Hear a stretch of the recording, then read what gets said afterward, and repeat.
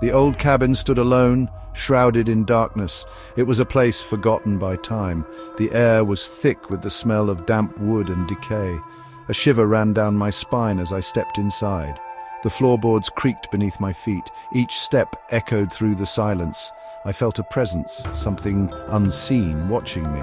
It made the hairs on the back of my neck stand on end. I pushed open a door, its rusty hinges groaning in protest. The room was empty, filled only with shadows. The musty air sent a chill down my spine. I couldn't shake the feeling that I was not alone. I took a deep breath, trying to calm my nerves. The silence was broken by a faint scratching sound. It seemed to be coming from the floor above. Slowly, I made my way up the creaking staircase. The sound grew louder, accompanied by a soft whisper. My heart pounded in my chest, each step filled with dread. I reached the top of the stairs and froze. The whispering was clearer now. Although I couldn't make out the words, it sounded mournful, filled with sadness.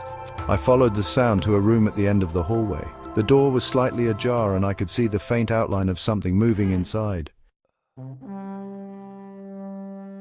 Taking a deep breath, I pushed the door open. The room was dark, illuminated only by a sliver of moonlight from the window. At first I saw nothing. Then I noticed a figure huddled in the corner. It was tall and thin, shrouded in shadows. I couldn't make out any features, but I could feel its eyes fixed on me. Terror gripped me. My breath caught in my throat, and I couldn't move. I stood there, frozen in place, staring at the figure in the darkness. The figure began to move towards me, gliding silently across the floor. I wanted to run, to scream, but I was paralyzed with fear. It stopped just inches away, its presence overwhelming. The air grew cold, and a wave of sadness washed over me. I felt a deep sense of loss, a longing for something I couldn't quite grasp.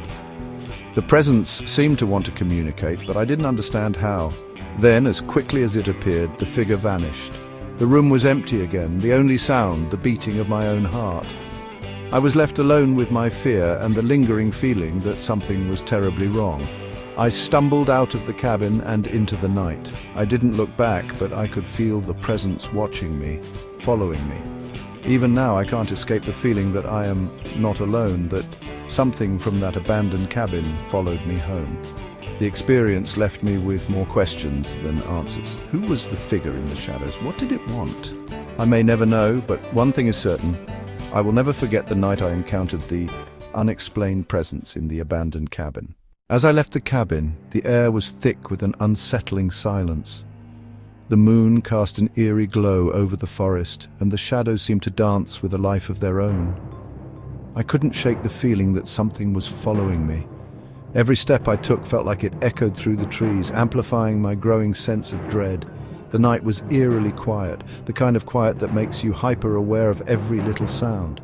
My heart pounded in my chest, and I could hear my own breathing, shallow and rapid. Every rustle of leaves made my heart race. I quickened my pace, hoping to leave the oppressive feeling behind, but it clung to me like a shadow. The sense of being watched only grew stronger. It was as if unseen eyes were boring into my back, scrutinizing my every move. Suddenly I heard footsteps behind me. They were faint at first, almost imperceptible, but they grew louder with each passing second. I turned around, but there was no one there. Panic set in, a cold, creeping fear that gripped my heart and refused to let go. I started to run. The footsteps grew louder, matching my pace, as if whatever was following me was toying with me, enjoying my terror. I didn't stop until I reached the safety of my home. But even then, the feeling of being watched didn't dissipate. It lingered, a constant reminder of the presence that had followed me. I couldn't escape the feeling that the presence had followed me. The haunting continues, and I fear it will never end. Every night I hear the same footsteps outside my window, pacing back and forth. The shadows in my room seem to move on their own, and I can feel a cold breath on the back of my neck. Sleep eludes me, and I find myself constantly on edge, waiting for the next sign of the presence. I've tried everything to rid myself of this haunting. I've consulted with experts, performed rituals, and even moved houses, but nothing seems to work.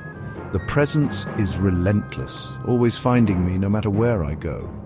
Friends and family have noticed the change in me. They say I look tired, haunted, as if a part of me is missing. And maybe it is. Maybe the presence has taken something from me, something I can never get back. The worst part is the uncertainty. I never know when the presence will make itself known.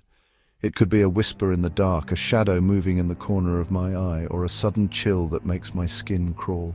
I've come to accept that this is my reality now. The haunting is a part of my life, an ever-present shadow that I can't escape. But I refuse to let it break me. I will continue to fight, to search for a way to end this nightmare. Until then, I live with the knowledge that the presence is always there, lurking in the shadows, waiting for the right moment to strike. The haunting continues, and I fear it will never end. But I hold on to hope, the hope that one day I will find peace. Until that day comes, I remain vigilant, always watching, always waiting,